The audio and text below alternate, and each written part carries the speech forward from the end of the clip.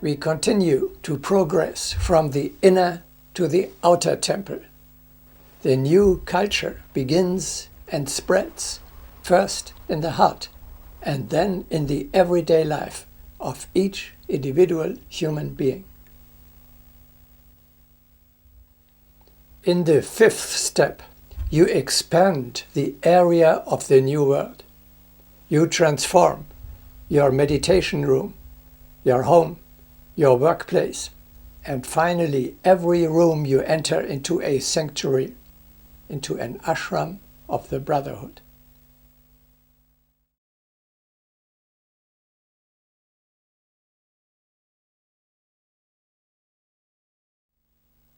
First, you turn your meditation room into a holy place. It doesn't take much to achieve this. When you are in a state of high vibration, you radiate purity, wisdom, strength, joy, light, and love. Through this luminous aura, you also transform your surroundings, in this case your meditation room, into a sacred place. A sensitive person who enters the room at this moment will feel this.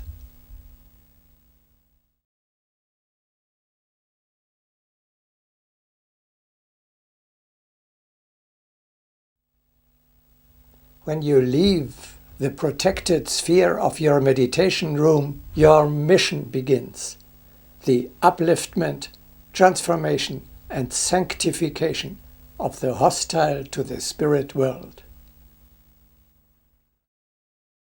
You transform your home into a temple.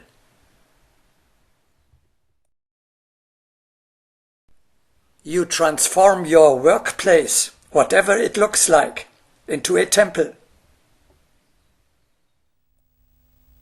You make sure that at least in your sphere there is no greed or violence, no selfishness, need and suffering, no poverty and no unemployment. You turn at least a small part of the Earth's surface into a settlement of the higher culture of the future. At least here, truth, justice, beauty and love reign.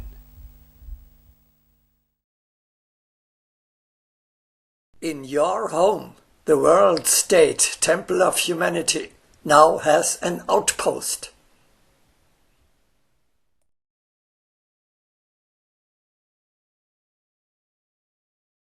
You submit yourself and this place to the rule of the Mahatmas.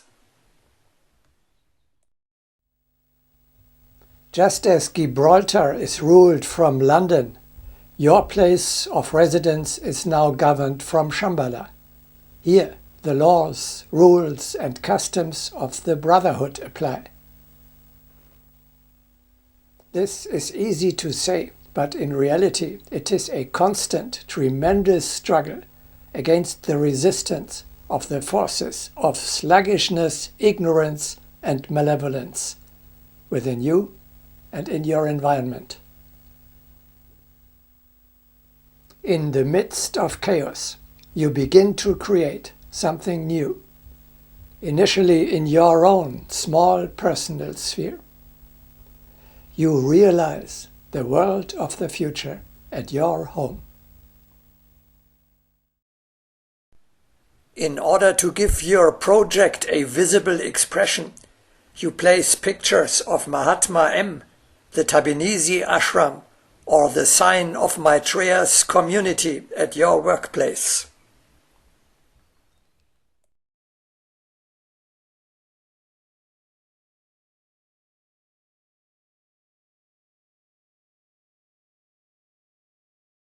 How do I proceed? Should I tear down my house and build a church? No. A place does not become a temple by erecting marble pillars or altars. but by arching the higher spiritual order of a sanctuary over a part of the material world.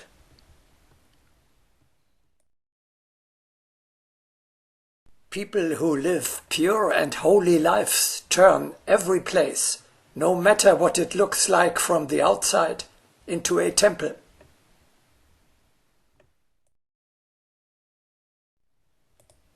What is a pure and holy life like? Is it even possible under the conditions of the materialistic culture of a Western metropolis? The rule of the 4 spheres of life applies. Divide everything into 4 shares.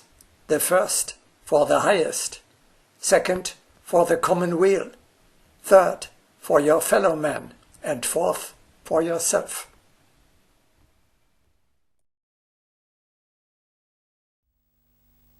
Accordingly, a sanctuary is a place where the people who live there base their life on 4 foundations: connection with the higher world or meditation, service to the common good, service to the neighbor, and education or self-improvement. First foundation, meditation. We are in constant contact with the spiritual world.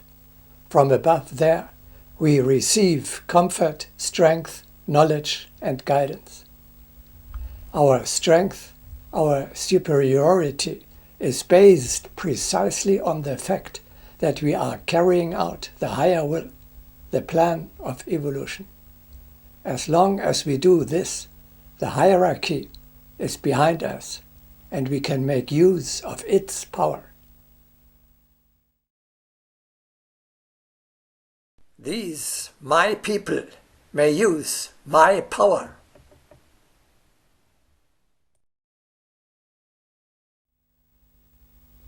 In order to recognize the higher will and to implement it on earth, it is absolutely necessary for the spiritually developed members of the community to be in contact with the leaders of humanity, the Brotherhood of Shambhala. The 3 daily meditation times serve precisely to build up, nurture, and deepen this higher communion. Second foundation, service to the common good. The members of the temple are working selflessly for the progress of evolution, for the realization of the cosmic order of truth, justice, beauty, and love. Life is service for evolution.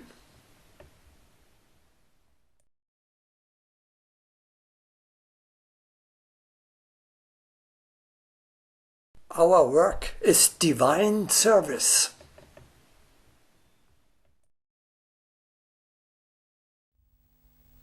Check very carefully when you are working for a company or an institution.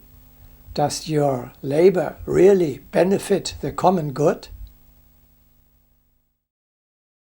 Does a monk who brews and sells spiritual poisons, such as beer or liquor, really serve the well-being of his fellow man? Third foundation, active charity. In a sanctuary, you care for your neighbor, i.e. for those near you who are in need of help right now and who are able and willing to accept it. Fourth foundation, education. The men of the future are constantly busy working on their own perfection. They are progressing further and further on the spiritual path of ascent to the new man. See more in the series Education.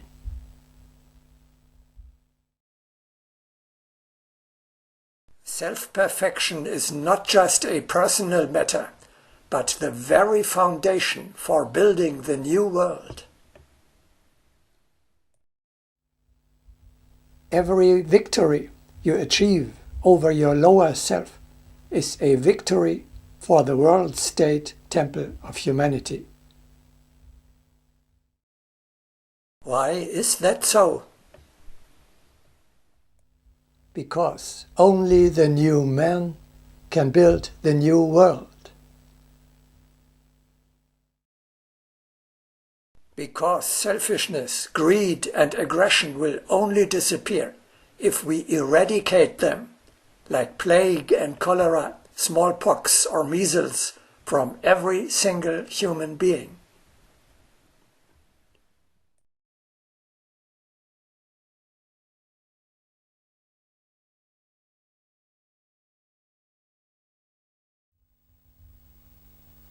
We still need to mature in order to become capable of being led by a Mahatma.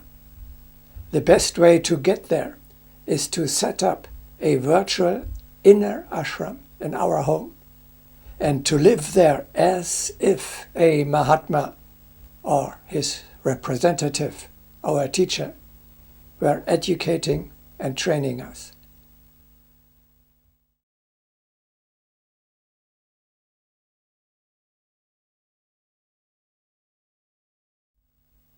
Your mantra is: every day I weave a new fibre into the thread of the connection with the higher world. Contribute a stone for the construction of the new world. Perform a good deed and take another step on the spiritual path to mastery. If you manage to contribute 365 new fibers, stones, deeds, and steps in the course of a year, you personally and the new construction will have made great progress. You need to distinguish the bygone day from the one that lies ahead, based on the progress made.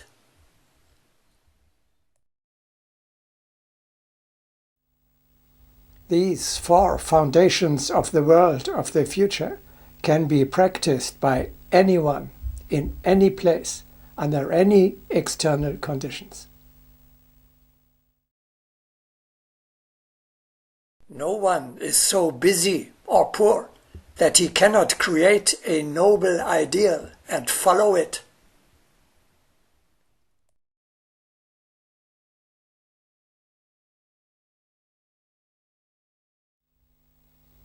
There are a number of further rules upon which the culture of the future will be built, for example regarding rhythm of the day and nutrition.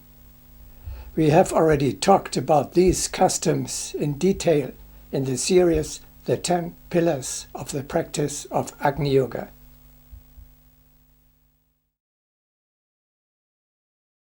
Culture is a monastic rule.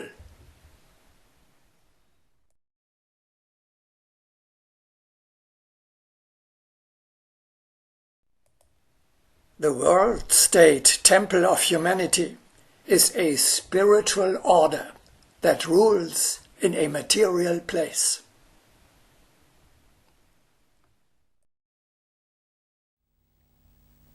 Just as the state Federal Republic of Germany governs a certain area and a certain people in Central Europe, the order of the Temple of Humanity must be established everywhere in the world, not just in a monastery, but in any place where people are living and working. If you realize this ideal in your own home, you will have achieved something really great.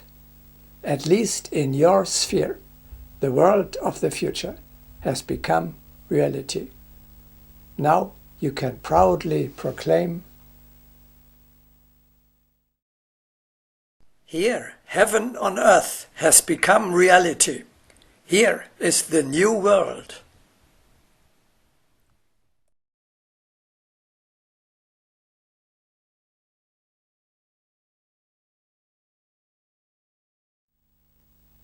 to show that we are not presenting an unworldly ideal, but a practice that anyone, even the simplest person, can implement in his everyday life. Let us look at the example of Saint Baldomerus. He lived in France in the 7th century, was a locksmith, and ran a workshop with several assistants and apprentices. This is what is reported about him. He prayed a lot every day and was diligent in spiritual reading. He knew no waste of time and lived according to a very precise daily schedule in which prayer and work came into their own in the most punctual way. He attended Mass every morning. In his workshop there was no scolding or swearing, no gossiping and no dirty jokes. He never took advantage of his customers and was content with a moderate profit. Like a father, he took care of his assistants and apprentices. Like a pastor, a shepherd of souls, Baldomerus admonished his housemates to constantly praise God and thank Him. When necessary, he also punished them, but not out of anger, but to better them. He saw them as beings with an immortal soul, who were entrusted to his custody, and for which he would one day be held accountable. He provided for their needs, gave them good wages and nutritious food, and demanded no more from them than they were able to cope with. His house was a house of peace. In this simple, unpretentious, very practical way, each one of us can shape the world of the future in his family and at work. Sanctify your everyday life